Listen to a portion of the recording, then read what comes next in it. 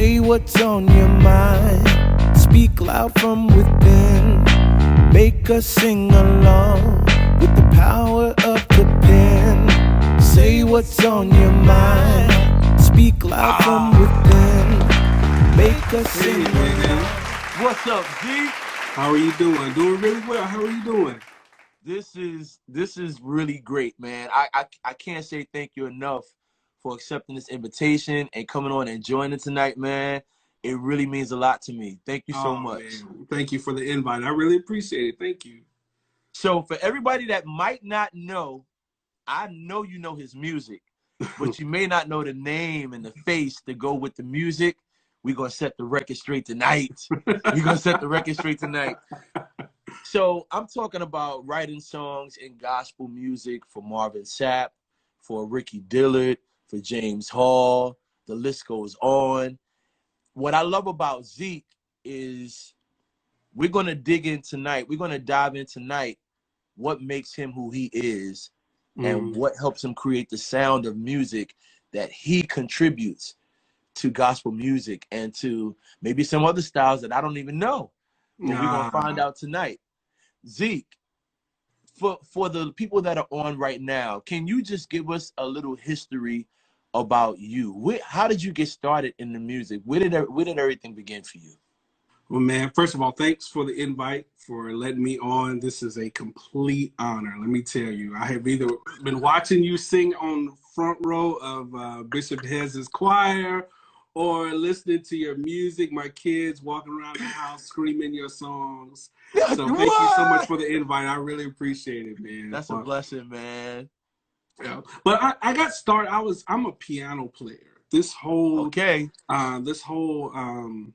songwriting thing has caught me off guard for the last 20 years. This was not something I thought I was going to be doing at all. I only had two goals in life, man. I wanted to play behind a nice artist, and I wanted to be a band director. I mean, that was it. That's all I wanted to do in life. And so I've been playing keys since I was 5. So I'm from a little town in Mississippi called New Albany, Mississippi. I'm about 50 minutes from Memphis. Okay. So born and raised there. And I mean, all I have done my entire life was play piano. Like, I'm not a sports guy.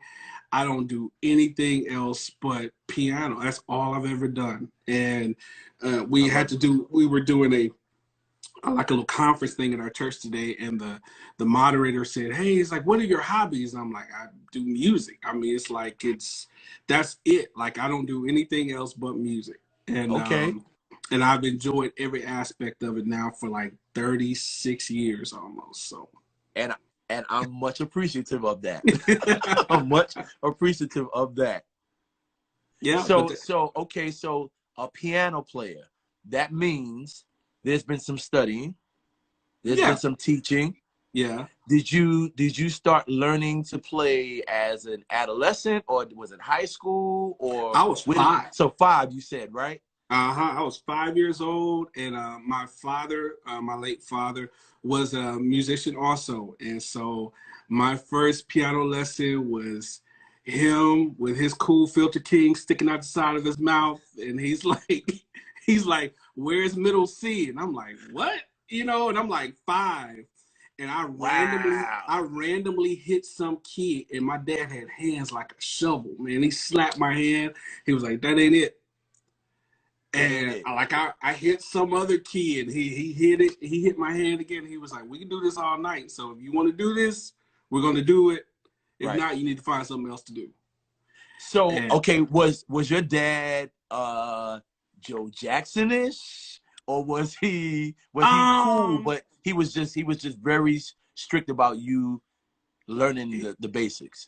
He was just as strict as Joe Jackson, but he wasn't as violent. He could be violent verbally. I got it. He had no chill whatsoever. I mean, like, straight cuss you up one side and down the other if you weren't doing it correctly. You know, Oh, so he's I'm serious. watching the whole Clark sisters movie. I'm watching, okay, well, their mom threw books and stuff, and I'm like, okay, yeah, y'all got a couple of physical hurts, but the emotional hurt that I went through, I was kidding. The emotion. I mean, my brother and I, man, he was hard. It's interesting. We're second, third generation musicians. Okay. And he never did make us play. He never did say, oh, yeah, you're going to play just like me. You're going to do it like, no, he never said that. But what he said was, if you're going to do it, you're going to do it right. It's so amazing. There's another a podcast, if you would say, or a YouTube live that I watch called I Am Athlete, with Brandon Okay. Marshall, Ocho Cinco, a bunch of football players, right? Well-to-do football players. And the recent one had Deion Sanders on there. Yeah. And Deion said, they asked Deion Sanders, they said to him, your children, you have your sons that play football. Were you like the parent that said you had to do what I did, or you had to be as good as I was? And he said this, and I thought this was amazing. He said, I didn't want to put the pressure of the kids to be like me on them, right? Right. But what I did expect was their best. That's right. You don't have to give me my best, but I do expect your best. Exactly right. You. Yeah. So I think that's really key and important, especially for children, who have parents who are really successful or really skillful in a certain talent, that Yes. we don't kind of bombard them like you have to be as good as me, because that could be kind of depressing. That's right. That's true. And discouraging. Yeah. Well, and we never got that. We just, my brother and I were like 7 years apart, and our skill sets were so different, but our father required us to put the time in. Like, you're just not going to jump up here and just, just because I have a reputation and I have stuff that I've done, like, no, you're not just going to just jump up here. Like, you're going to put the time in. And the same way I'll watch parents, like you said, someone who's in sports. Like, I'm not a sports guy, like, whatsoever. Right. But I've watched other parents, how they would conduct themselves with their kids on the field and stuff. That's how we got it in church. Like that. Well, I'm gonna tell you something, man. It paid off. Praise it God. Definitely paid off. Praise God. So I've been watching you and studying you for some time too. And let me say this first. I normally do this like midway in, but I just want to do this right now. Every time I have somebody on, I have to do this. I want to say thank you for what you contribute to gospel music. I want to say thank you for you. I'm glad that God has blessed you to give what you give, and to the level of what you give it, because it's needed and it's necessary. I want you to know that people don't know the writer, but I know they love your music, and we appreciate you. We really appreciate you, Zeke. I've been studying you as well, and researching you as well. And so do you have a classical background? Yeah, I started out classically, and I played probably classically until I was in 7th grade. And then my ear really started to take over. And, I've always been around gospel. I've always been around. I mean, when I was growing up, like, I still have the same records that my dad passed down to me. So, I mean, I have every Love Alive record. I have Ted Wynn just said the same thing on the last show, man. Yeah, I've got like, 1, 2, 3, 4, all of them. Yeah. The seminar records, I have those. I have my cousin who taught my father. He lived in Detroit for 20 years, so I have this huge Detroit collection of stuff. I actually had it was like a Butch Haywood record, like what's called Gospel Exposition or something. That's right. Okay, that's right. Well, they had like Over There. Yes. So I had all of that stuff when I was growing up. Wow. So, but get back to what you were asking earlier. So yeah, I grew up classically, and then my ear started taking over around 6th or 7th grade, and then I moved over into the band orchestra world then, and just kind of moved on from there. So, and then I got into jazz when I was about 15, and then that opened up a totally different world of things too. So my introduction to you, believe it or not, was this particular song. And you did something. Well, let's talk about the song first. You wrote Amazing, So Amazing for Ricky Dillard. No, I did not write So Amazing. I was thankful and amazed to be on that record. But no, I did Always There, the one that Leandria Johnson did. Yes. So Okay. yeah. Uh-huh. All right. So let's talk about that. Let's talk about that. That particular song, let me tell you something. You know, what my phrase, if you look on my page, my phrase says, what is a great singer without a great song? Right. Right? That's And true. That's now true. Leandria kills that song on that record, right? Hmm. But the writing, the way that you went about it, like when you write your songs, you did Let There Be Peace as well, right? That's correct. So the way I noticed something about the way you write, when you write and arrange, and I'm sure you have some part in the process, especially like with Ricky's recordings, Hmm. musically you don't you don't make it complex around the lyrics and around what the singer has to do. It's like you Mm. write in a way where it's open for Right. whatever the lyrics and the message is to come across, to just Right. have room to just Yeah. like be heard, right? Is that I something love that you interpretation. intentionally do? Yes, I love to hear other people's interpretation. I have this mindset that when I begin to write, I try to write to the point and make the demo to the point to where how can I say this nicely? Like, I almost piss off the singer. Like, Okay, let's break that man, down. let me snatch the song and go ahead and do what I got to do to it. I love the song so much, but like, I could have did this right here, man. He left this out right here. Yeah, let me go ahead and throw this in here. I intentionally do that with every song. So when the singer gets it, they feel like that they have just as much invested in the song as I do. That's Sometimes a really song can important. be entirely too perfect. Yeah. Yeah, that's really important, man. I've Yeah, done demos and I've heard some people, like some of my friends, yeah, right? I would hear some of the demos, right? And they'll say, like, ST, you can really sing. So why did you do a little bit more, like on that particular song? And I feel the same way. It's like sometimes if you put too much of you in it, the artist can't hear themselves, yeah, right? And so I kind of leave it open that the yeah. artist can hear themselves and feel free to move vocally Yes, yes. throughout the I song, totally agree. Yeah, man. Who inspires you? Man, I am inspired by the a myriad of people. Uh-huh. Everyone from Bernie Taupin, who wrote like all of Elton John's hits, to Thomas Whitfield. I'm the biggest Rudolph Stanfield um, fan on the planet. That's such a Um, stretch. I What'd you say? That's such a stretch from Hmm. Elton John to Thomas Whitfield. Yeah, to That's Donny Hathaway. amazing, though. I'm a big Donny Hathaway fan. Like his work on Comeback Charleston Blue. This is why I Um, love you. You ain't got to say so, no more. You just said Donny Hathaway. That's it. oh, that's funny. So, I mean, like people, they're enamored by his voice, but like his writing and his arranging. So, I think at the core, I'm just a big arranger. I don't really consider Got myself you. some phenomenal lyricist like V. Michael McKay or somebody like that, who I pay homage to because they're phenomenal at the pen. I've Yes. just always felt like God gave me the ability to be a great arranger. So Wow.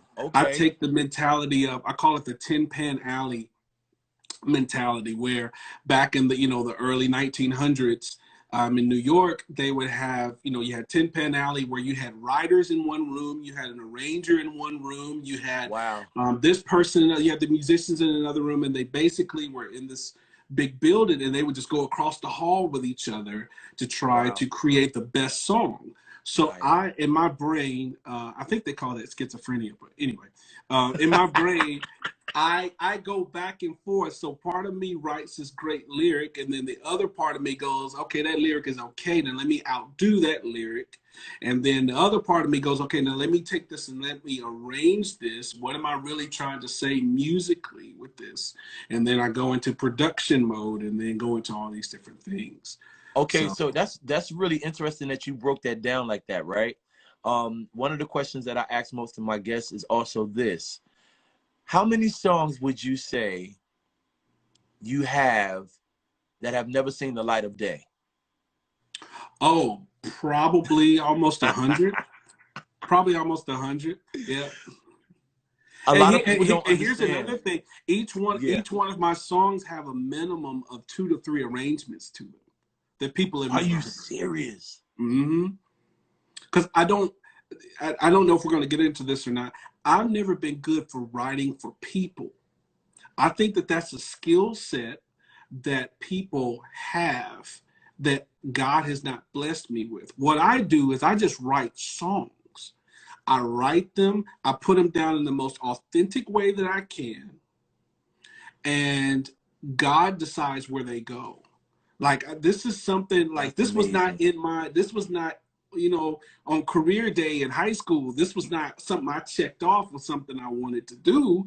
I started writing songs when I was 20, and I just wrote songs. I'm like, I back up. So I saw one of my best friends. I went to one of his rehearsals. I was 20 years old. It's like August of 2000. And he's teaching Uh-huh. this song, and I'm like, oh man, that's a great song. Let me go pick up that song. He was like, oh no, I just wrote that last week. Dude, people who wrote songs from where I'm from, the mindset that we had, people who wrote songs, they lived in New York, they lived in LA, they lived in Chicago, they lived in Detroit, they lived in Memphis, and they didn't live around us. So my friend writes this song, and I'm like, oh my God, this dude wrote this song. This is like great. This is phenomenal. I went home that night and I said, well, God, I mean, can I write a song too? Like, is this something that I could do? And that was August of 2000, and I've been going ever since then. Wow. Okay. So this is blowing my mind because it's starting to become real to me how the intent and purpose of what we do is so much bigger than what we can imagine. That's right. Right. That's right. I've written some songs that I didn't intend for placement, pretty much just teaching my church choir, right? Yeah. That now have been recorded by international artists and have been sung all over the world. Yeah. Yeah. And my guests that have been coming on have been saying the same thing. So like this platform is for aspiring songwriters, producers, and arrangers and artists, right? Mm-hmm. And I think what happens is, because I get questions a lot about how do I do this and how do I get started and what do I do, right? It's amazing because there's some times when I don't have an answer, right? Mm-hmm. And the Mm-hmm. reason why I don't have an answer is because I feel like what you said, I feel like what God is going to bless and what God is going to do with that and that content Right. is so far beyond what You we can can imagine or even think. try to imagine or think. That's That right.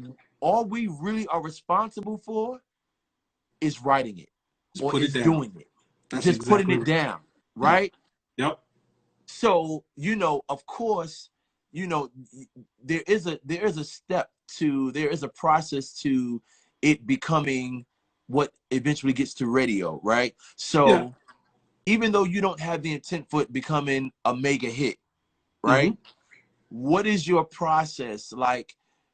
Did you have access to people in the studio? Did you have recording equipment at home? How did you get it from your thought process to it becoming a demo? Like, what was that step for you? Well, for me, I never wanted to even record. That was nothing in my heart. Again, I wanted to be a piano player. I wanted to play live for someone who really could sing, and that was it. I mean, I had no You intentions. really just wanted to be behind the scenes. Dude, that was it. I mean, as a worship pastor now, I've been a worship pastor for 15 years. The greatest joy for me every day is not to get on the stage. It's to help this worship leader Man, become the best worship leader, for this oh my drummer God, you are to blessing get it. me, man. So and for other people, it's not for me to say that you shouldn't feel that way. It's just, I mean, it is what it is, you know? Yeah. And I love being able to make other people a success. That That's gives me so joy. incredible. I love it. I love it. I love it. And I think now I just get a chance to do it in a greater way. But, you know, from the song side of things, as far as like the demo and all of that, I, um, I guess, I mean, I was trying to figure out how to tell this story, but, you know, I was going to school to be a band director. And I was kind of learning how to record and kind of do some stuff, you know, whatever. Yeah. And then my first job out of college, the Lord sent me to this all white church in North Carolina, in the Uh-huh. mountains of North Carolina. Uh-huh. And when I walked into my office, there was a VS 2480 sitting over there in the corner.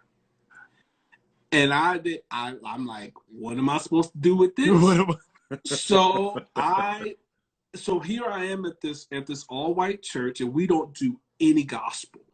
We're not doing any, like, this is 2006. We're not even doing Israel stuff because it was too hard for the band to play. So I'm doing strictly Hillsong, Desperation Band, Passion. I'm doing all this stuff, and this is way before it was kind of popular to do. This is like, again, it's about like 2005, 2006. So anyway, so I learned how to use this equipment because I would get all my work done. I would make sure that everything was in planning center, everything was done, everybody knew what was going on.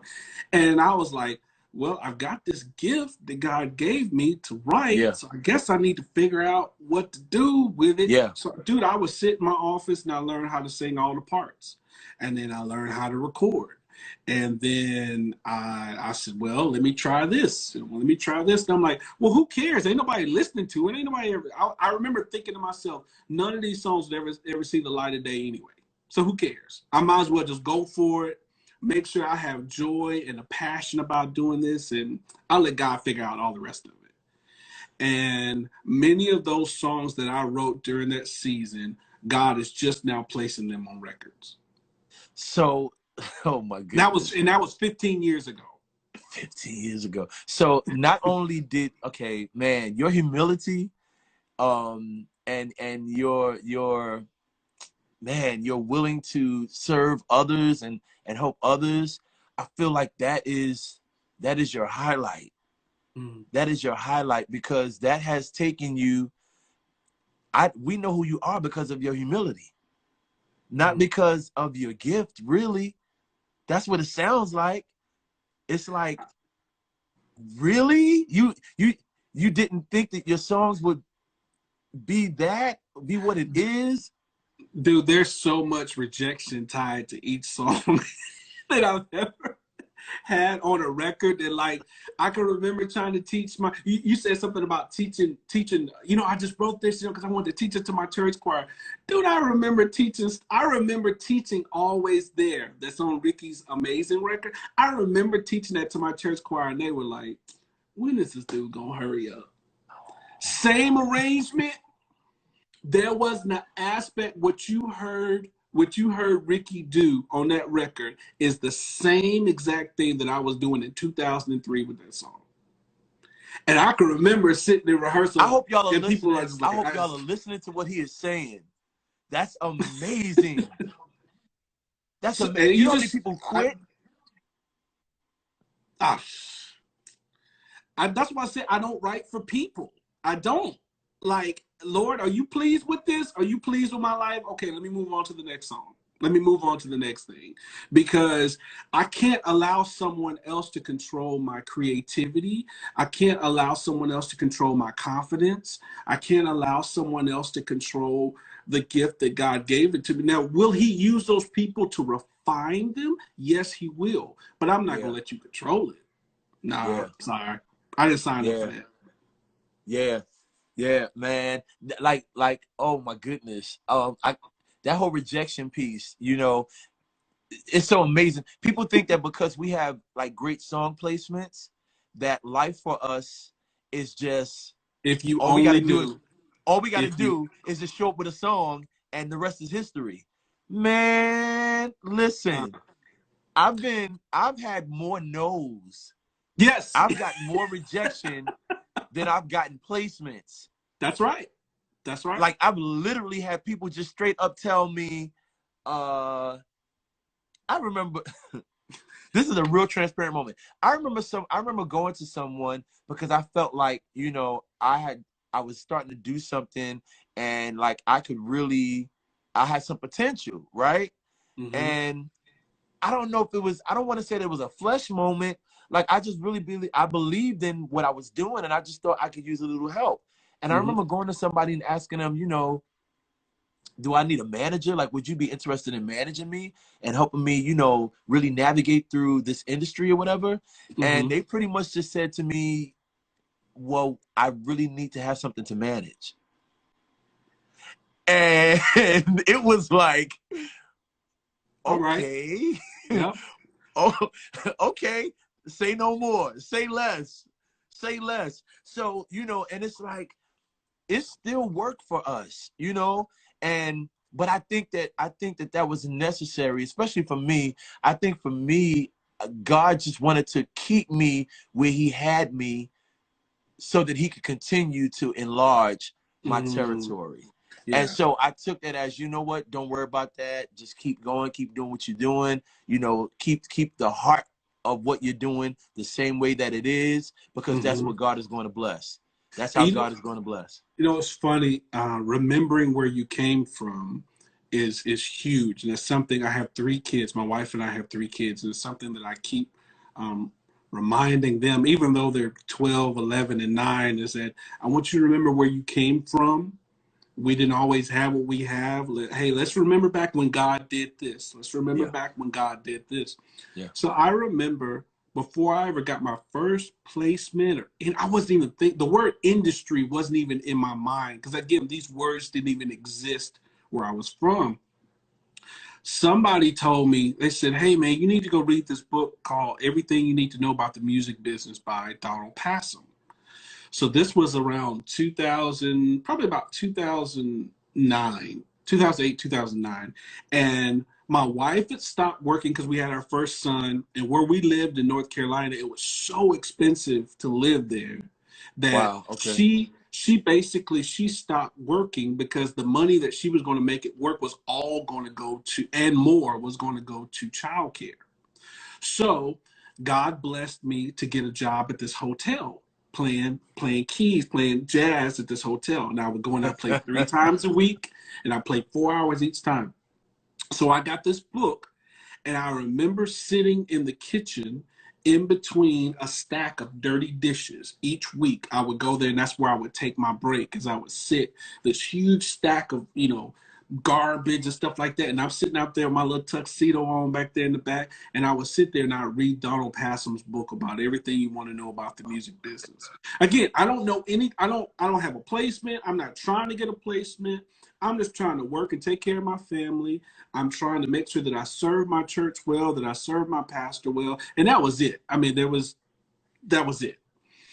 And 3 years later, after I got my first placement, I went and I sat down with a lawyer.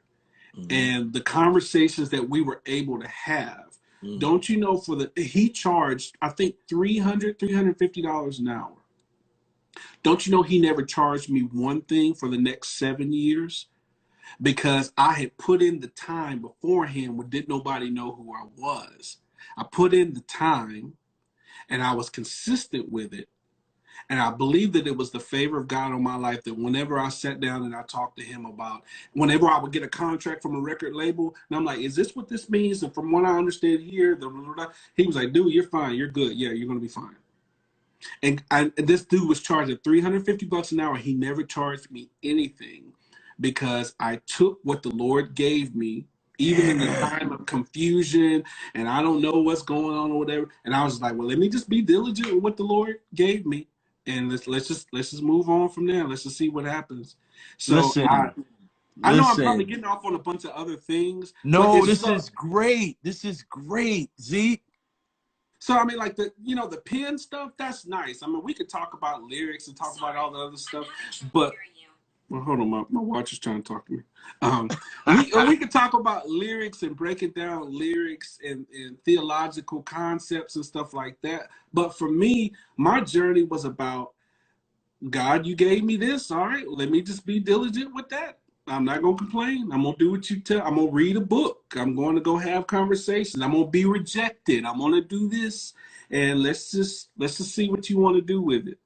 This is what this platform is for, because the bottom line is this: is everybody hears the song and they hear the message in the song and they come up with maybe their own cinematic trailer of how the Yes, song became what it is, right? that's right. That's right. But the truth of the matter is, your testimony, what you're saying right now, is what made the pen do what it does, and is what made the arrangement do what it does. The fact that your heart is in the place that it's in, the fact that you understand that it's not about the process is not breaking you. The No. process has not broken you. And from what you're telling us tonight, the process is only making you stronger. In fact, the process has prepared you for what God is doing for you, right? Mm, And mm, a lot of people get discouraged by the process. You know how many people are discouraged because they don't have a job in the music industry, mm, because they don't have they may not be involved in their church like we are. You know, mm-hmm. like you to a certain extent could be me. Like everything you're saying sounds like me. I work in Mm, my church. I'm faithful to my church. I'm faithful to people and making sure that people are blessed and that they're getting what God wants for them. It's so much bigger than me, you yeah, know? yeah. But all of that comes through my fingers when it's Mm, time to write, you know, and all of that is part of the composition of how these songs come to be and why we color the canvas with the you know, the notes that we choose when that's we are right. creating, you know. Yeah. So yeah, like the power of the pen is in that as well, man. The power of the pen is in that as well. You know, I just want people that are watching to I pray that they're listening, you know, and that they're Mhm. getting it, you know, Yeah. because we get discouraged when, and it's so amazing. I just posted something. I'm getting a little choked up. I just posted something this morning, man, on my IG, and it was just saying, I think I said something to the fact of not being discouraged by the process or the timing of the process. Like people are quitting before Mm, manifestation, yeah. and it's because in our minds the time span is supposed to be a couple of days, That's you right. know, or a few months, you know. That's not my testimony, man. It's not. No, It's been man. years. I mean, I can tell you so many times to where I would write a song and I almost felt like an out of body experience or something. Like, God would give me something, I would put it down, and I'd look back and I'd go, "Oh man, okay, God, I pray you're pleased with that." And then I'd move on. Then I'd hear about an artist maybe who is looking for material, or I didn't even know they were looking for material. Like at least several years ago, people would put on social media, "Hey, I'm looking for material" or whatever, and I would send them stuff, and I'm like, "Well, maybe it'll work and maybe it won't." And dude, like I said earlier, every song that I have ever had placed has at least 10 unanswered text messages attached to it. Man. It has 20 Oh it my has God. it has 20 um un un messages from social media that weren't answered. It And no has response. no response. It has 10 no's. It's all right. It has a bunch of Oh those attached man. to it. And you know what God would always do? Scripture, above what we can imagine or think. Let I me would tell think it you. would be for this art. I can't tell you how many times I would send songs to local artists. I wasn't even trying to be like big time. Again, I don't have any concept of any of this stuff. I'm like, I like your work. I really like what you do. And I would send them songs, dude. It would return phone calls, text messages, and I'm like, okay, all right, whatever.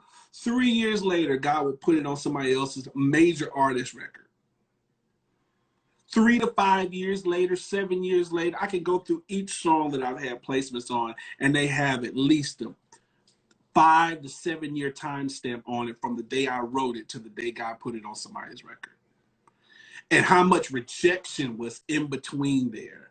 So I'm like, you know what?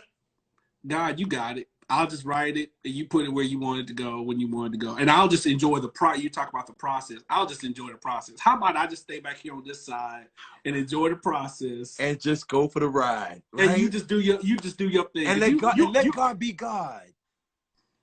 Just let God be God. He does so much better at it than we do. He's so much better at being God than we can ever be. I'm like, dude, you can have it. Yo, so that's my testimony with Hand of the Lord. Oh, really? Hand of the Lord was recorded by a local choir out here by where I live at, right? Ricky hit me up and was like, nephew, you got this song I heard I want to record. Mind you, I've sent Ricky a few songs. He's hit me up several times. Nephew, what you got? I'm recording. Nephew, what you got? I'm recording. And I'm like, I got you.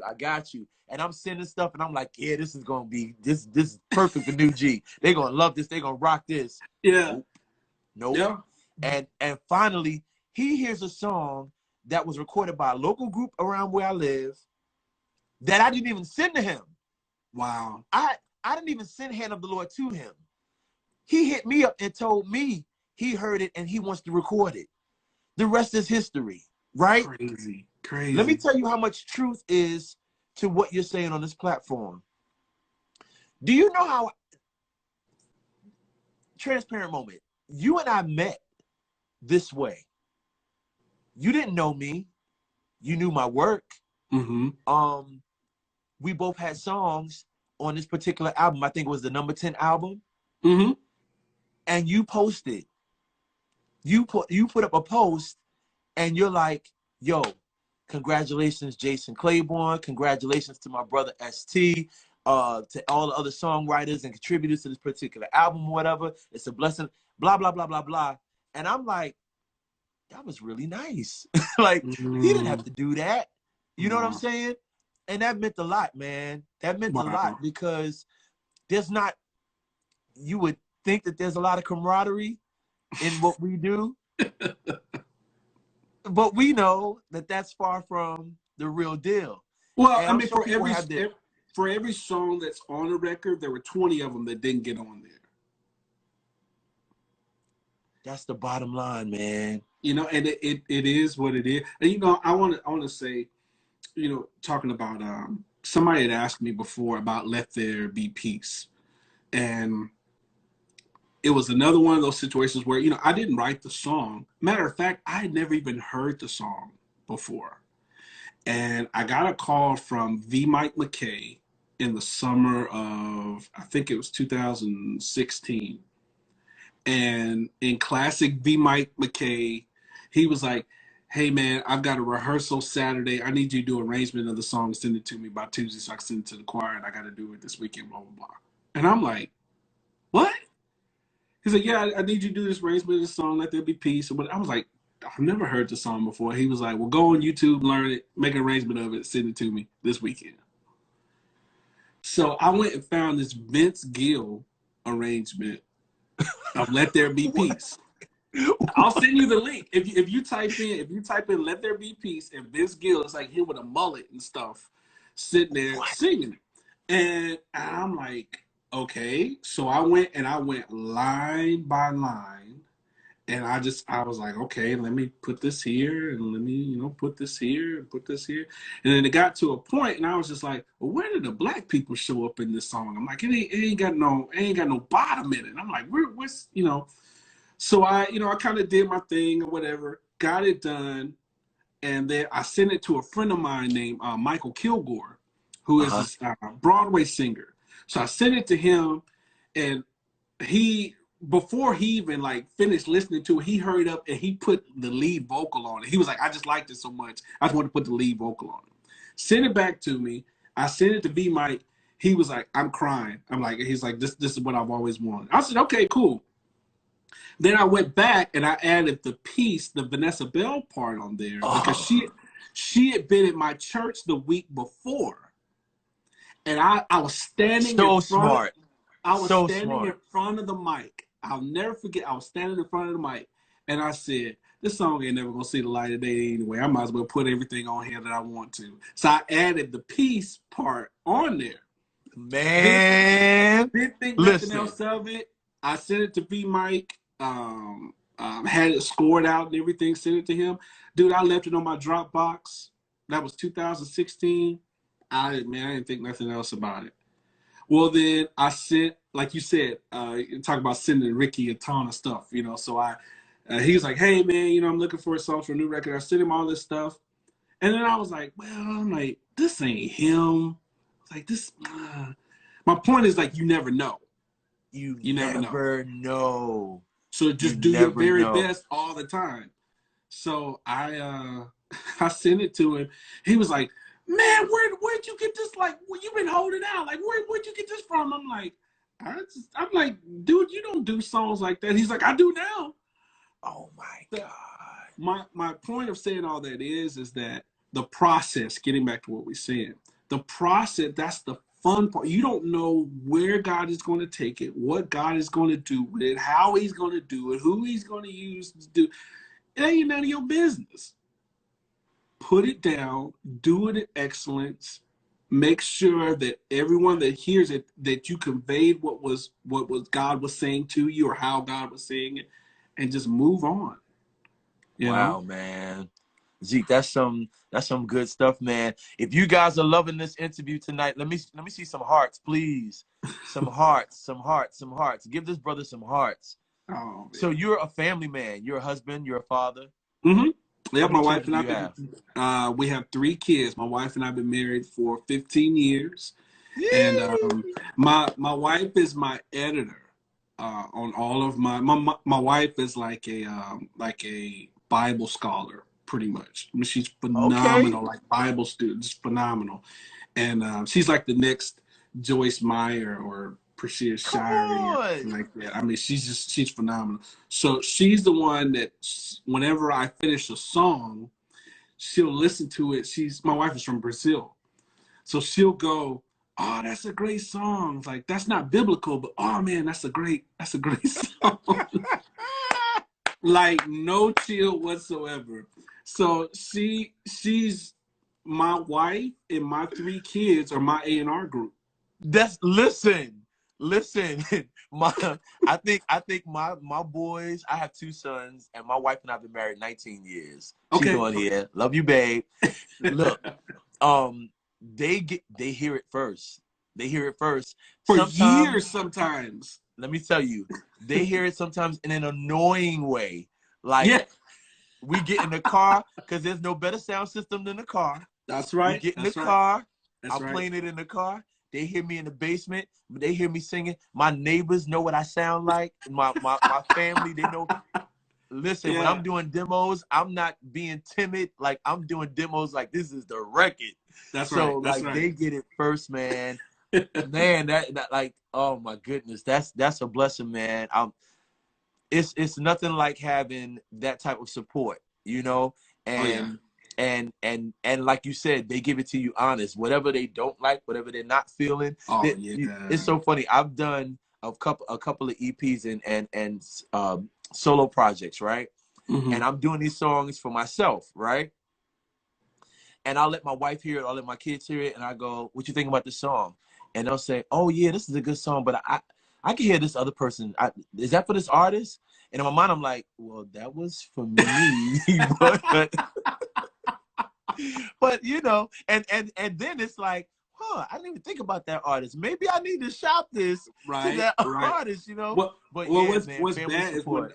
my kids would hear my demos for years. My kids are 12, 11, and 12, 11, and 9. So what's funny is like when they never want to hear my demo again, or vice versa. Because when I sent James Hall, well, somebody else sent James Hall King. Like that wasn't again. I'm like, that's James Hall. Like, that's like, he doesn't do anybody else's stuff. It's like him, Melvin, and Butch. I mean, that's it. He don't do anybody else's stuff. And I've been listening to that guy since I was 15, 16 years old, you know? So, I have as well. So when the record came out, my kids were like, yeah, we don't ever want to hear yours again. I'm like, golly. But there have been times to where the artist would do the song and the song would do well, and my kids were just like, we like your version better. So it's equal. You just never really know. No, you don't really know, but they're honest. They're very honest. And you know, one of my tricks is that if the second time through on the chorus or on the verse, my kids can sing it, I'm like, okay, all right. That works. That works. That melody kind of works. Okay, it kind of sticks with them. So, Zeke, listen, we are coming to the close. We're coming close to the close. Is there anything that you would like to say to the people that are on to encourage somebody? You know, anything that this whole interview has been encouraging for me, but anything that you might want to share to anybody, man, that's like coming up in the ranks and they get a little discouraged and just need some motivation. Whatever you want to say, man, this is the time. Let our audience know whatever's from your heart. Well, man, I guess there's a lot. First thing, read a book, listen to a podcast, know the business. Don't rely on somebody else to know the business for you. I think that's being a good steward over the gift, just as much as it is you working on your vocals or working on your chops and stuff. Get a book, get a podcast, sit down with somebody, pay money to sit down with a lawyer and to learn the lingo and to learn these different things. I think that's very important. The second thing is that again, I'm just coming from my side of things. Mm-hmm. I've yet to be asked to write a song. Meaning somebody says, hey man, I got this record coming on and I need you to write me a song for this record. Like 10 years, August would be 10 years in the industry. Ain't nobody asking me to do that. Now, cats like you, it's a totally different story. Hey, like Estee, hey, I need a song for this. You know, write me something here. Here's the subject matter or whatever. Dude, I don't get that. So what I do is that I go by a statement someone told me years ago. They said, you're a writer, so you write. That's what you do. Don't tell me that you're a football player and I don't ever see a football in your hand. Don't tell me you're a basketball player and I don't ever see you with your sneakers on at the gym. Don't tell me that you're a cook and I don't ever see you tasting nothing and checking something and putting a little salt in something. So if you're a writer, you ain't got to tell me you're a writer. Just write. Just do it. Why do you need permission to be who you are? Or whatever God tells you to do, you must do it. Yes. Please expound on that. Like this. Well, the thing is, I used to wait. I'm a person who suffered from approval addiction for a long time. You know, I needed someone else to tell me, like, yeah, man, that's great, man, that's awesome, or that's hot, or whatever. And the time that we live in now with social media, people are hooked to and have an addiction to approval. The way some people have an addiction to pornography and alcohol and all of these things. Oh my God. So as a creative person, that's one of the things. I mean, I wish there was a rehab for us. People, listen, don't be addicted to approval. Approval addiction. Can y'all put that in hashtag approval addiction? Yeah, oh cancel.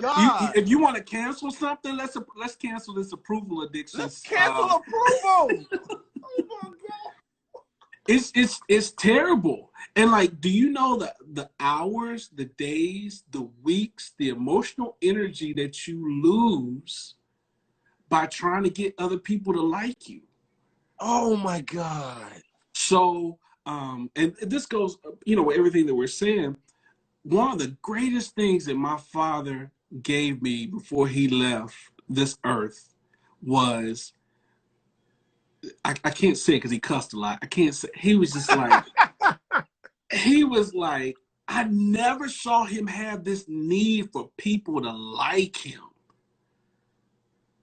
So I've had to take that, and it's not being cocky, it's not being arrogant, because listen, I I'm more than willing to help, and I mean I'm long suffering. I'll do anything I can to help people, but man, I don't need your approval. I'm sorry, I don't. For me to be me, wait a minute, I gotta holler at you so I can be me? Nah, Oh sorry, my God. no. I gotta get your text message in order for me to function tomorrow. I gotta get your phone call in order for me to write this verse. Nah, sorry. Zeke. Oh God. So I Yo, I can't do you're it. about to be in my best friend I'm list. sorry. Like, It's just you're about to be in my best friend list, bro. Like, oh my God. Speed dial. Speed dial. I yeah. gotta put you like in my top 9 or something. Like, That what? is funny. I can't because I lived there for so long. And you know, the thing about being free is that, you know, you remember what it was like being in bondage to other people and their opinions and their thoughts. So when I got free of that, I was like, you know what? I think I'm gonna stay on this side of it. Jeez. I kind of like this than the other side, because those people were never happy. And it was basically about control, which control is witchcraft. So I'm not trying to be a part of that. So you know what? I'll just be me, and I'll let the process work out all the kinks. I'll let God do what He wants to do and take control of my life. I put Jesus at the center. Let the Holy Spirit have control, and I write music, so I'm gonna write music. If y'all like it, that's great. That's wonderful. If you, I'm glad that it blessed you. But if it didn't, I know that I did what I was supposed to do. I know that I did what I was supposed to do. Man, listen. This is what that whole hour was for this. that whole hour was for this. Yeah. There needs to be rehab for approval addiction. Yep. That let me tell you something, man. That thing is so prevalent in our land. Oh yes. It's so dominant in our land, man. And on different in different facets. Like, it's not just the music industry. It's not in just what we do. It's not just in ministry. It's in so many different areas and spectrums of people's lives where they are looking for approval to be them. Yeah. And you know, that it's something God takes all this time to make you and to form you in the womb of your mother, just for you to spend the rest of your life trying to change it and question it. Like, it's exhausting. It's exhausting. when I started making placements, thank you, Jesus. One of the things that kind of caught me off guard, right, was that the radio station that I listened to played my music and just music that I heard so often that I just knew that this was what everybody was listening to, right? Yeah. Then, and this was back when Billboard magazine was still a magazine on the shelf. Somebody told me, they just go get the Billboard magazine and just, just fan the pages and check the charts and see what's going on, especially because you're writing and you want to know what people are listening to, right? And I saw all of these different songs that were like in the top 5 that I had never heard of. Right? And so in my mind, I was like, how is that number 1? I didn't even heard this song. Like, even like when you watch the Oscars and you see all these movies, and these movies are like, everybody's going crazy, but I'm like, I've never heard of this movie. Where's that playing at? That's in the theaters, right? But I'm saying all that to say this. This is how big this world is.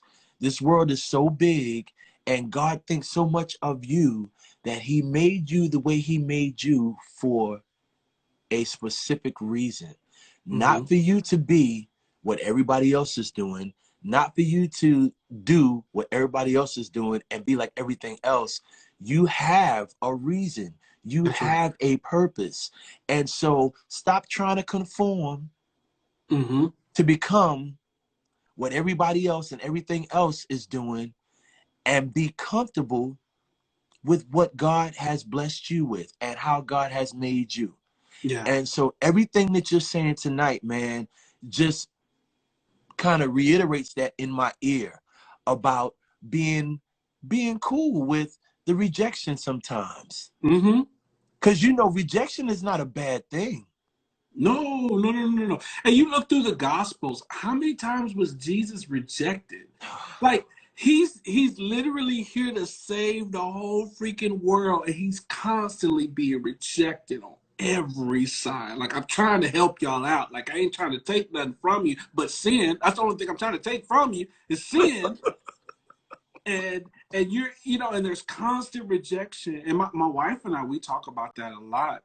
I don't think it's talked about as much in the creative community, but it's a huge part of the experience. Sometimes even the daily experience that we have is rejection, and it builds up this callus. And now it moves from that to like you being resentful, and now you're resentful, and now you're offended at people, and now it's like it's just this constant trail of stuff that like it's not worth it. It's not worth it. Rather, I want to be able to. I understand that there are seasons that you have to write songs, in a strange land. You have to write songs that, from the burdens that you're carrying and all these different. I understand that, but I want to write on the other side of freedom. The work of the cross is a finished work. Like, he ain't got to come back and like do 2-3 other things. Like, he's done. And if that's who I serve, and if he's done, you know what? I'm gonna stay on the end finished side. Make us sing along. Stay on the finished side. I'm gonna stay on the finished side. It is finished. Speak loud from within. Make us sing along with the power of the pen. Say what's on your mind. Speak loud from within. Make us sing along with the power of the pen. Say what's on your mind. Speak loud from within. Make us sing along.